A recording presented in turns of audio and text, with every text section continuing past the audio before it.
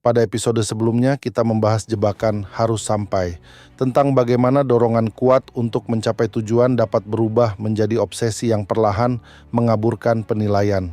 Kita melihat bahwa fokus yang terlalu kuat terhadap satu tujuan bisa membuat pemimpin kehilangan jarak untuk mengevaluasi situasi secara objektif. Ketika tujuan sudah tertanam kuat di dalam pikiran, keputusan sering tidak lagi sepenuhnya didasarkan pada realitas yang sedang berkembang, tetapi pada dorongan psikologis untuk menyelesaikan apa yang sudah dimulai. Dalam dunia penerbangan, kondisi mental seperti ini memiliki istilah yang sangat dikenal, yaitu get there it is.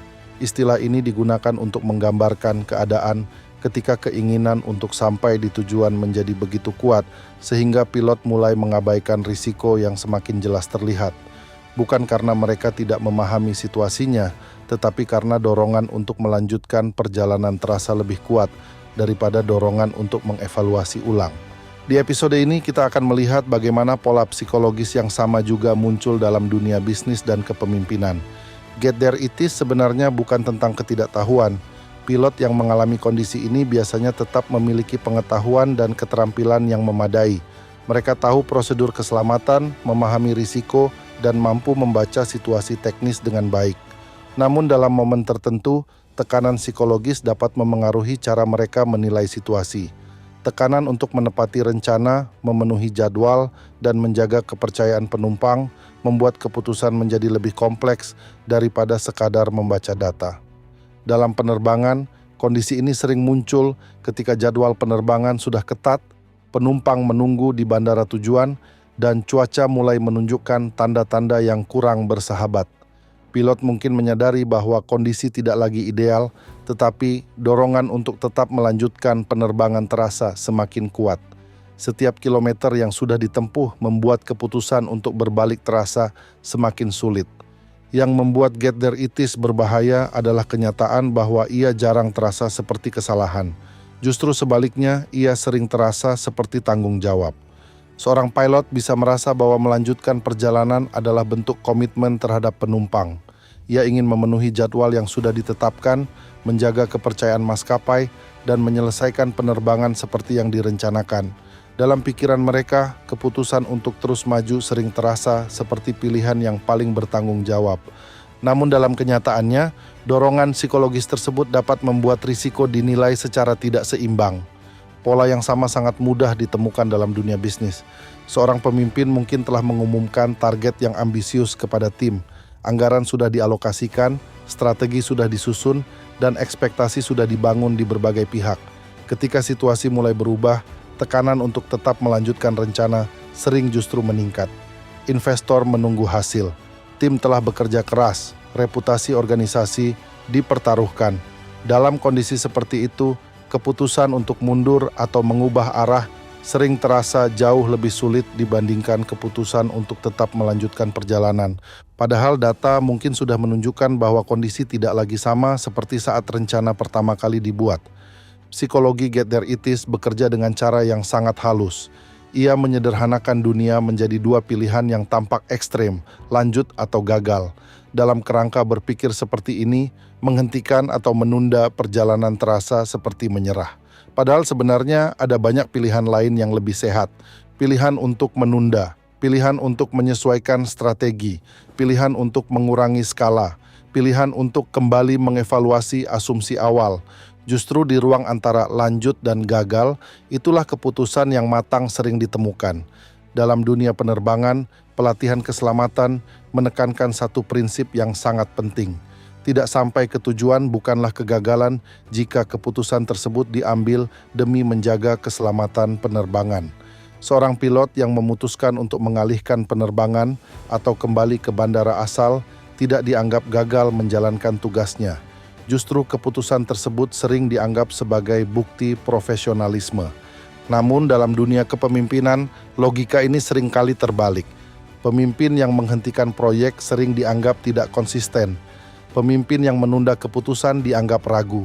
Pemimpin yang mengubah arah dianggap tidak memiliki komitmen yang cukup kuat terhadap tujuan yang telah ditetapkan.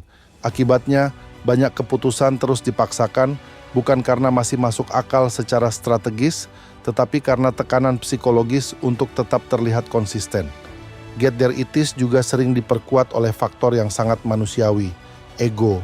Ada dorongan untuk membuktikan bahwa kita mampu menyelesaikan apa yang sudah kita mulai. Ada keinginan untuk menunjukkan bahwa keputusan awal yang kita buat memang benar. Dan ada ketakutan bahwa mengubah arah akan membuat kita terlihat salah di mata orang lain. Ketika ego mulai masuk ke dalam proses pengambilan keputusan, analisis sering perlahan tergeser ke pinggir. Dalam situasi seperti ini, data mulai dipilih secara selektif.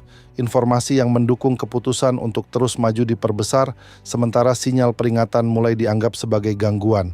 Suara yang mempertanyakan arah perjalanan dipandang sebagai hambatan, bukan sebagai kontribusi. Narasi bahwa perjalanan harus terus berjalan menjadi semakin kuat. Namun kepemimpinan yang matang menuntut sesuatu yang lebih sulit daripada sekadar mempertahankan arah. Pemimpin yang matang belajar mengenali tanda-tanda get there it is dalam dirinya sendiri. Mereka berani bertanya pada diri sendiri, apakah keputusan yang diambil masih benar-benar didasarkan pada realitas yang ada atau sudah digerakkan oleh tekanan untuk tetap sampai di tujuan. Pertanyaan seperti ini tidak selalu nyaman, namun justru dari ketidaknyamanan itulah kejernihan sering muncul. Pemimpin yang matang juga memberi ruang bagi tim untuk menyuarakan pandangan yang berbeda. Mereka memahami bahwa perspektif tambahan bukan ancaman terhadap otoritas, melainkan sumber informasi yang membantu menjaga kualitas keputusan. Dalam banyak kasus, kemampuan untuk berhenti sejenak dan mengevaluasi ulang arah perjalanan membutuhkan keberanian yang lebih besar daripada sekadar terus melaju. Karena melanjutkan perjalanan sering terasa lebih mudah secara psikologis. Ia tidak menuntut kita untuk mengakui bahwa kondisi telah berubah. Ia tidak memaksa kita untuk menghadapi kemungkinan bahwa rencana awal mungkin perlu diperbaiki. Namun dalam kepemimpinan, keputusan yang paling bertanggung jawab seringkali justru adalah keputusan untuk berhenti atau mengubah arah ketika situasi menuntutnya. Kemampuan seperti ini tidak membuat seorang pemimpin terlihat lemah. Justru sebaliknya, kemampuan untuk meninjau ulang keputusan menunjukkan kedewasaan dalam berpikir dan keberanian dalam menghadapi realitas. Karena pada akhirnya, tujuan dari kepemimpinan bukan sekadar mencapai tujuan yang sudah ditetapkan, tetapi memastikan bahwa perjalanan menuju tujuan tersebut tetap masuk akal, aman, dan berkelanjutan. Di episode berikutnya, kita akan membahas topik yang sangat terkait dengan pembahasan ini, yaitu insiden diabaikan sama dengan bencana. Kita akan melihat bagaimana tanda-tanda kecil yang terlihat tidak penting dapat menumpuk seiring waktu dan mengapa kegagalan besar hampir tidak pernah datang secara tiba-tiba. Ia seringkali dibangun perlahan melalui keputusan-keputusan kecil yang terlihat sepele, tetapi terus diabaikan. Terima kasih sudah menyimak episode ini. Mudah-mudahan pembahasan tentang get there it is dalam bisnis memberi pengingat bahwa tidak semua perjalanan harus dipaksakan sampai ke tujuan. Semoga episode ini bermanfaat dan membantu kita melihat kembali apakah keputusan-keputusan yang kita ambil benar-benar didasarkan pada pertimbangan yang jernih atau lebih karena tekanan untuk memenuhi ekspektasi yang sudah terlanjur dibangun. Dari pemahaman itulah kita bisa melanjutkan perjalanan ini dengan cara berpikir yang lebih tenang dan lebih sadar ke episode berikutnya.